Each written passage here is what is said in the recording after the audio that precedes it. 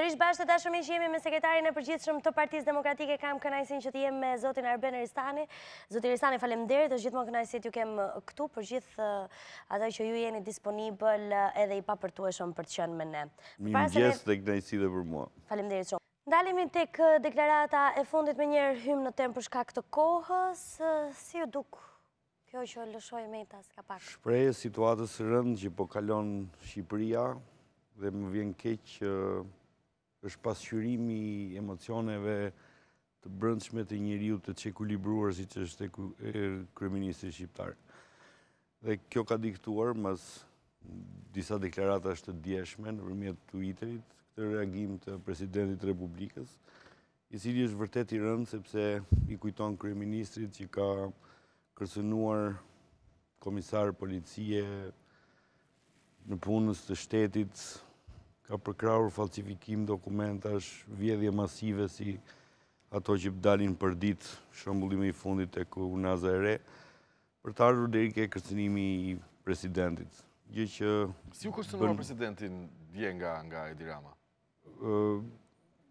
Bëhet fjalë për gjuhën e përdorur në deklarimet e bëra nga kryeministri dhe ju pat sot reagimin e presidentit të Republikës, i cili thoshte në reagimin e tij që nuk mund të vi puna deri këtu sa të kërcënohet edhe presidenti i Republikës. Gjuha e përdorur dje ka qenë goxha e ashpër nga kryeministri, por unë ju thash më vjen keq që është dukshëm shpreha e çekuilibrimit të tij psiqik e cila ndikon jetën e gjithë vendit. E kuptoj. Për sa i përket situatës, jemi po ashtu në një kaos tjetër e cila është duke vazhduar, tashmë është kthyer pranë ambientit universiteteve, studentët janë ngujuar. Ditët e djeshme. Ka patur incidente të cilat neve kemi transmetuar edhe herët në mëngjes sot nëpërmjet transmetimit drejt në Ora News. Si do ta komentonit? Pasi është akuzuar që policia ka goditur disa njerëz me shenja private. Po, e tjera si këto janë. Se duhet ta specifikojmë se është e rëndësishme kjo.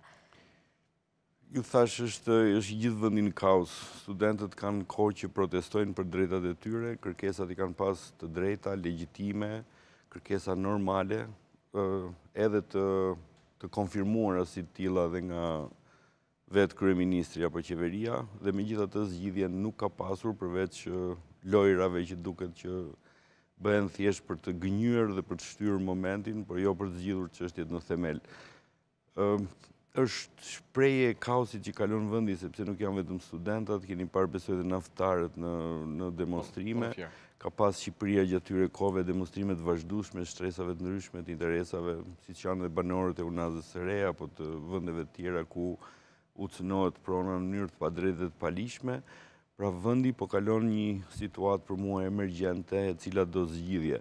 U shoqërua kjo me një largim nga qeveria të një numri të madh ministrash, por në fakt janë kozmetik sepse keqja e madhe është që kryeministri është ai që duhet largohet dhe ti hapi rrugën një zhvillimi normal të vendit sepse po kalojmë në kaos. E kuptoj. Dhe ka një zgjidhje sipas jush në këtë rast, çfarë duhet ndodhi në politikën shqiptare? Sot zgjidhja për të mirën e popullit, sot zgjidhja e vetme është largimi i njeriu me turbullime psiqike. Po su largua ai që të futet biseda në normalitet, që njerëzit bisedojnë normalisht, politikisht, në tryeza dhe të gjejnë zgjidhje sepse mundësira për zgjidhje ka. Problemi vetëm është ai. Ai është pengesa kryesore sot që nuk lejon të zhvillohen gjërat në një mënyrë normale siç duhet jetë. Duhet shkojmë në zgjedhje parakoshme? Po, sipas mendimit tuaj a do të ketë zgjedhje parakoshme? Ato janë zgjidhje politike që vinë, edhe mund të ketë, sepse situata është e tillë, edhe mund të ketë, por emergjente është largimi i tij, duhet i hapi rrugën zgjidhjeve. Ato janë zgjidhje politike që vinë në mënyrë normale. Mundet të ketë një sigurisht tavolinat përbashkëta politike për të vendosur qoftë për të bërë zgjedhje lokale dhe të përgjithshme së bashku, qoftë për të kaluar vendin në zgjedhjet parakoshme, sepse ju dini që kur kryeministri ka mundësinë ta kalojë vendin zgjedhjet parakoshme dhe kur ndodh diçka e tillë ato bëhen brenda 45 ditëve, kështu që mund të jetë edhe më e shpejtë se sa zgjedhjet lokale dhe të përgjithshme së bashku, por çështja është që unë jam për një rrugë më të shtruar se sa emergjencat të tilla, pra do një farë përgatitje më të madhe në mënyrë që edhe njerëzit përgatiten që edhe psikologjikisht për të pasur zgjedhje të tjera të parakoshme sigurisht, sepse bëhet fjalë që situata zgjidhet maksimalisht deri në qershor të këtij viti. Mendoni që do shkojmë drejt kësaj? Unë besoj se po, sepse siç duket situata, shiko, ekonomia është në kolaps. Në vend asgjë nuk ecën. Shikoni varfërinë që ka marrë situata ekstreme. Sikur edhe fatkeqësi natyrore mund të ndodhin për shkak të papërgatitjes së shtetit, ndërkohë që menaxhimi i fatkeqësive ose i emergjencave natyrore, sepse keni parasysh vendi ka qenë në një situatë të ftohtë në borë,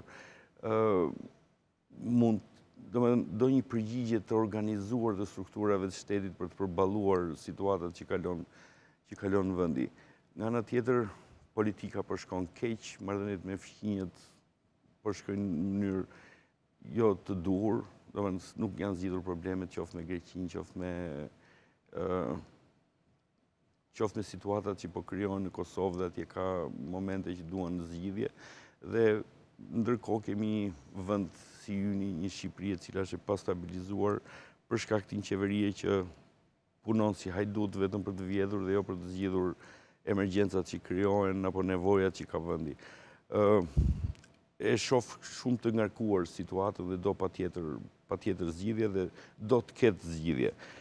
Keni parasysh që Rama me të vetët kanë ardhur në këtë 4 vjeçar të dytë të qeverisjes pa një plan konkret. Ju e mbani mend që dhe fushatën elektorale dhe publiku e ka përcjell, erdhën vetëm me teorinë e tepsisë dhe timonit pa asnjë plan zhvillimor se si do të ecte qeveria dhe Shqipëria në këto.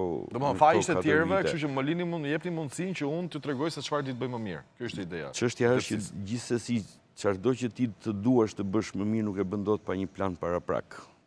Dhe planet, programet, prandaj bëhen fushatat elektorale në mënyrë që të paraqiten dhe të debatohen. Vetëm një sekondë, do shoqërojmë pak edhe çfarë ndodh se ka përplasje sërish në fakultet. Kujdes. Jemi tek fakulteti ekonomik në këtë moment, nuk e di se kemi gazetarin aty na përshkruaj çfarë ndodh. Po.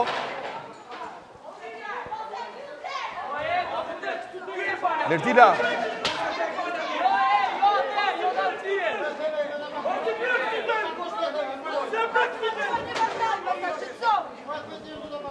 Besi? Po, Lertila të dëgjojmë. Lertila më dëgjon? Po ju dëgjoj Besi, po ju lë pak minuta me pamjet. Okej.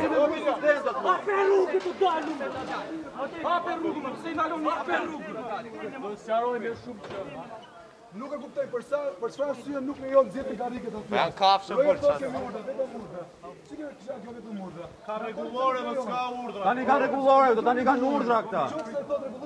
Po më mbroj studenti, nuk keni urdhër ju. Në hall nuk lejohet. Një sekondë nuk lejohet. Se nuk lejohet. Okej, le të flasim. Jo, është plas, apo stafat nuk lejon. Do më vjen në plas brenda. Po ma thon rregullor ku e gjen drejtën. Ty kush ta ka thonë ti që s'lejo? Unë nuk lejo, ku ti çesh? Kush ta ka thënë? Ku ti çesh? Me atë S'e ka thonë askush, po nuk lejo, ku ti çesh? në polici. Zbaton rregullin, zbaton rregullin. Rrojt obi. Po pra, po ty kush të ka thënë që Po nuk lejon? zotri, nuk lejo, ku ti Sa çesh? turnuan, E zëm se do bëjmë. Ka Short jo, do të shkon ato. Pritor.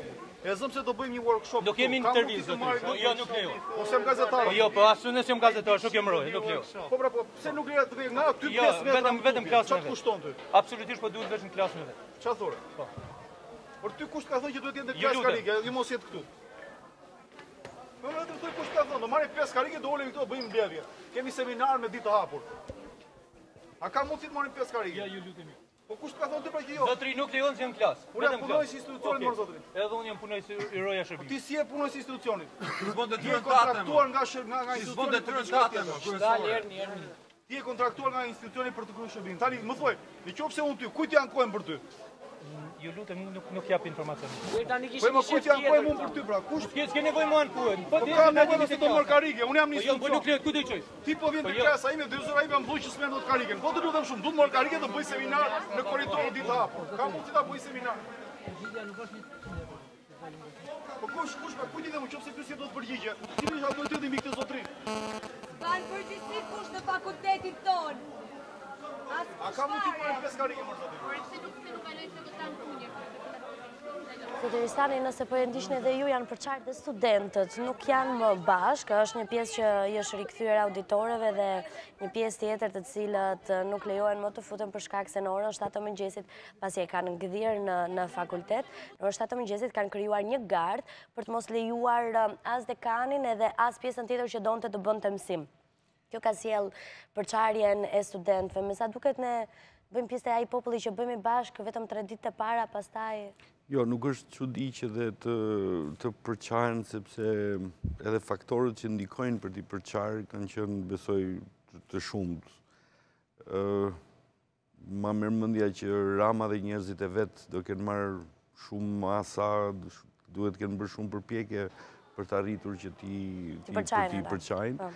Por gjithsesi kauza e tyre mbetet në këmbë, demonstrimet vazhdojnë, protestat vazhdojnë, dhe zgjidhje në këtë formë unë nuk besoj se ka dhe nuk do të ketë. Nuk ka zgjidhje? Nuk mund të zgjidhet as me policinë e shtetit, as me policinë private situata. Jo, duhet të saktësojmë në fakt që t'jemi të saktë për ata që na dëgjojnë që policia e shtetit ka ndërhyrë vetëm pasi ka pasur një konfrontim të policisë private me studentët. Do me thënë vetëm aty ka ndërhyrë për të qetësuar gjendjen.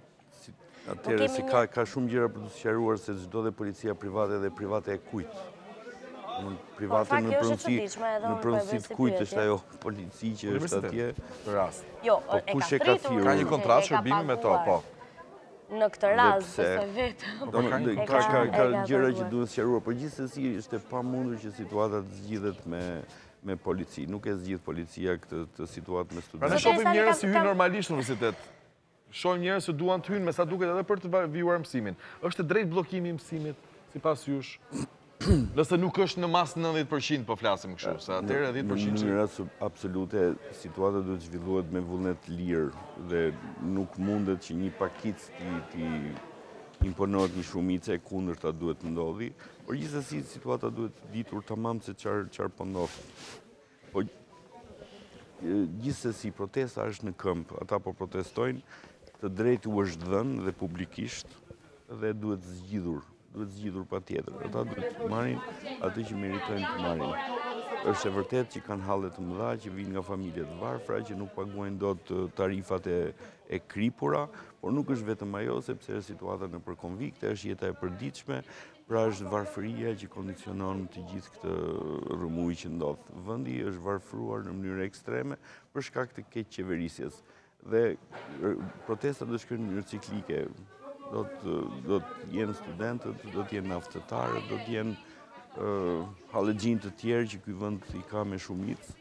Kështu që nuk ndalet, duhet bërë zgjidhja atje ku ka burimin. Dhe burimi është kryeministri që kulibruar. Por ndërkohë, pyetja e fundit, jemi në limite fare, a është gati Partia Demokratike nëse ka zgjedhjet parakohshme?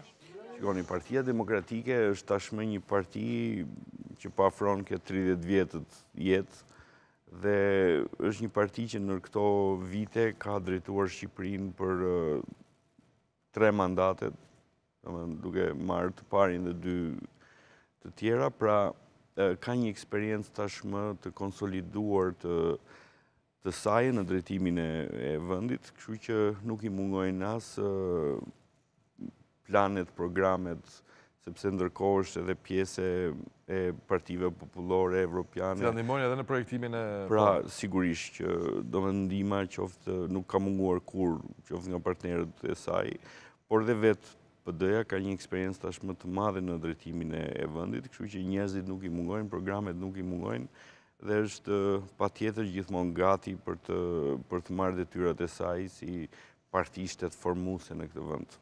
Faleminderit shumë zoti Rystani, të kërkojmë ndjes nëse her pas here ju kemi ndërprer. Është kënaqësi që ju kesh këtu. Të dashur miq, ne kemi përritur në fund të këtij emisioni, do të shihemi sërish ditën e hënë. Deri atëherë, trut në vend tung.